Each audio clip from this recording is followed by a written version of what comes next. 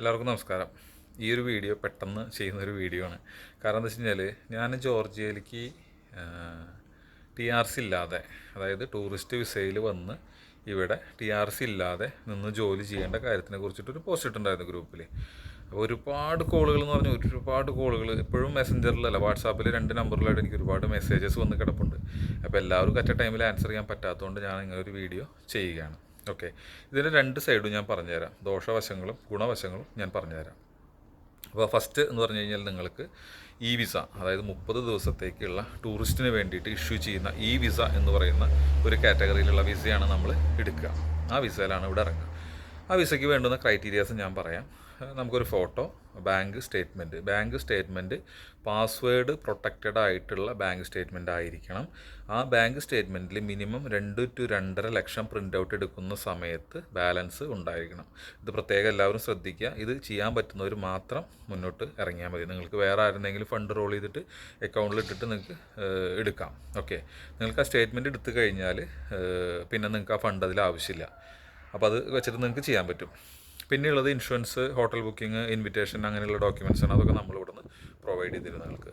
ഇനി ഇതൊക്കെ വെച്ചിട്ട് നിങ്ങൾ അപ്ലൈ ചെയ്താലും വിസ കിട്ടുമോ ഇല്ലയോ എന്നുള്ളത് 100% ഉറപ്പിക്കാനായിട്ട് സാധിക്കില്ല. കാരണം എന്താ വെച്ച് കഴിഞ്ഞാൽ ഇവിടെ പലവിധ കാരണങ്ങൾ കൊണ്ട് ചിലപ്പോൾ വിസ റിജക്റ്റ് ആവും. നിങ്ങൾ അപ്ലൈ ചെയ്താലും വിസ റിജക്റ്റ് ആവും. നിങ്ങൾ വിസ അപ്ലൈ ചെയ്ത് കഴിഞ്ഞാൽ നിങ്ങൾക്ക് 5 ദിവസത്തിനുള്ളിൽ ഇതിൻ്റെ വിവരം ലഭ്യമാകും. എന്താണ്, കിട്ടുമോ ഇല്ലയോ, അല്ലെങ്കിൽ എന്തുകൊണ്ടാണ് ഡിനേ ചെയ്തത് എന്നുള്ള കാര്യങ്ങൾ അത് വ്യക്തമാകും. ഓക്കെ, ഇനി നിങ്ങൾക്ക് ഇതിൻ്റെ എക്സ്പെൻസ് എന്ന് പറഞ്ഞാൽ നിങ്ങൾക്ക് ഇങ്ങോട്ട് വരാനുള്ള ഫ്ലൈറ്റ് ടിക്കറ്റ്, തിരിച്ച് ഇവിടുന്ന് പോകാനുള്ള ഫ്ലൈറ്റ് ടിക്കറ്റ്, ഇത് രണ്ടും കൺഫേംഡ് ടിക്കറ്റ് ആയിരിക്കണം. അത് നിർബന്ധമാണ്. അവർ എയർപോർട്ടിൽ ടിക്കറ്റ് ചെക്ക് ചെയ്യും. ഓക്കെ, അവിടെ നിന്ന് ഇങ്ങോട്ട് വരുമ്പോൾ എയർപോർട്ടിൽ നിങ്ങളുടെ ടിക്കറ്റ് ചെക്ക് ചെയ്യും.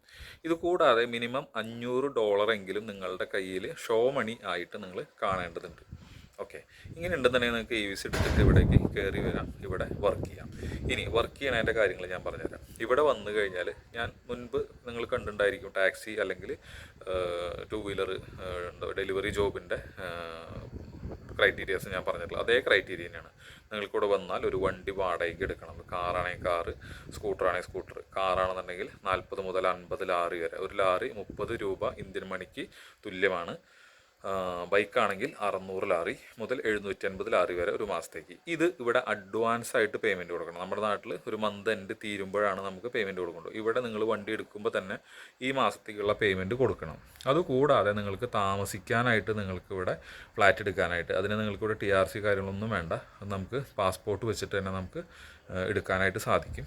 അതിനും നിങ്ങൾക്ക് അഡ്വാൻസ് ആയിട്ട് പൈസ കൊടുക്കണം. ഓക്കെ, $300 മുതൽ $500, $600 വരെ നിങ്ങൾക്ക് റൂം അവൈലബിൾ ആണ് ഇവിടെ. അത് 3 പേര് ഷെയറിങ്, 600-500ൻ്റെയൊക്കെ 2 റൂം ഉണ്ടാകുമ്പോൾ 5 പേര് 6 പേര് ഷെയറിങ് ആയിട്ടാണ് എടുക്കുക.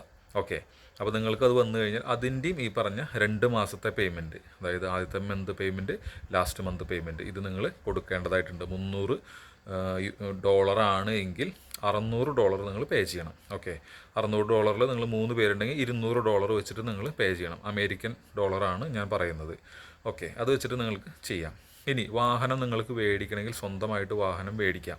അപ്പോൾ 2 വീലർ മേടിക്കുകയാണെന്നുണ്ടെങ്കിൽ നിങ്ങൾക്ക് ഏകദേശം ഒരു 1 ലക്ഷം റേഞ്ചിൽ സെക്കൻഡ് ഹാൻഡ്സ് TVSൻ്റെ എൻടോർക്ക് അല്ലെങ്കിൽ ഏവിയേറ്റർ, ഡിയോ അങ്ങനെയുള്ള വണ്ടികൾ ഇവിടെ അവൈലബിൾ ആണ്. ചൈനീസ് വണ്ടികളും ഉണ്ട്. പക്ഷേ ഇന്ത്യൻ വണ്ടികൾ TVSൻ്റെ വണ്ടി എടുക്കുകയായിരിക്കും കുറച്ചും കൂടെ നല്ലത്. യമഹ ഒക്കെ ഇവിടെ അവൈലബിൾ ആണ്.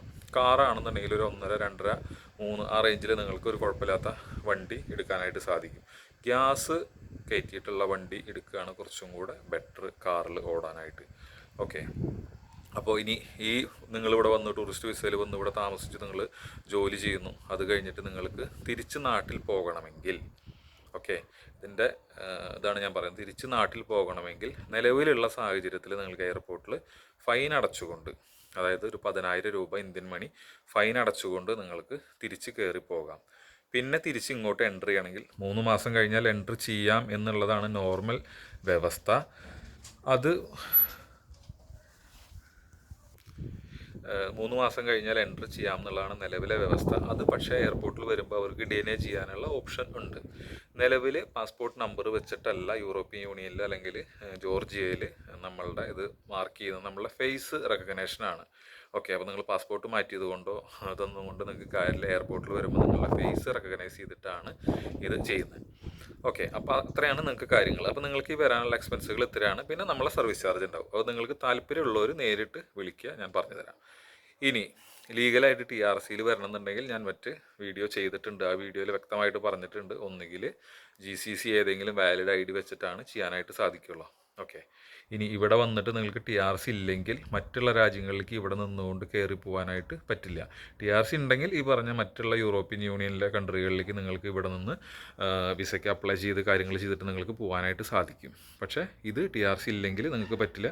ഇപ്പോൾ 1, 2, 3 കൊല്ലം, അതായത് ഇവിടുത്തെ വിസ നിയമങ്ങൾ മാറുന്നത് വരെ. ഇപ്പോൾ ഗൾഫിലൊക്കെ വർക്ക് ചെയ്യുന്നവർക്ക് ഭയങ്കര പേടിയുണ്ടാവും. അയ്യോ, ഇവിടെ ID ഇല്ലെങ്കിൽ പോലീസുകാർ പിടിക്കില്ലേ, ഭയങ്കര പ്രശ്നമല്ലേ, ഗൾഫിലെ ചിന്തയാണ് ഇവിടെ. പക്ഷേ ഇവിടെ അങ്ങനെ ഒരു പ്രശ്നങ്ങളും ഇല്ല. നിങ്ങൾക്കിപ്പോൾ റോട്ടിൽ പോലീസുകാർ ഉണ്ട്, അവിടെ നടക്കുമ്പോഴോ വണ്ടി ഓടിക്കുമ്പോഴോ കാര്യങ്ങൾക്ക് ഒന്നൊരു പ്രശ്നമില്ല. നിങ്ങൾ വരുമ്പോൾ എന്ത് ചെയ്യണമെന്ന് വെച്ച് കഴിഞ്ഞാൽ നിങ്ങളുടെ license IDP international driving permit ആക്കി കൊണ്ടുവരിക. ഇവിടെ വന്നു കഴിഞ്ഞാൽ അത് ജോർജിയൻ ലാംഗ്വേജിൽ ട്രാൻസ്ലേറ്റ് ചെയ്തിട്ട് നമ്മൾ നോട്ടറി അറ്റസ്റ്റ് ചെയ്യും. എന്നിട്ട് കയ്യെ വയ്ക്കുകയാണ് ചെയ്യുക.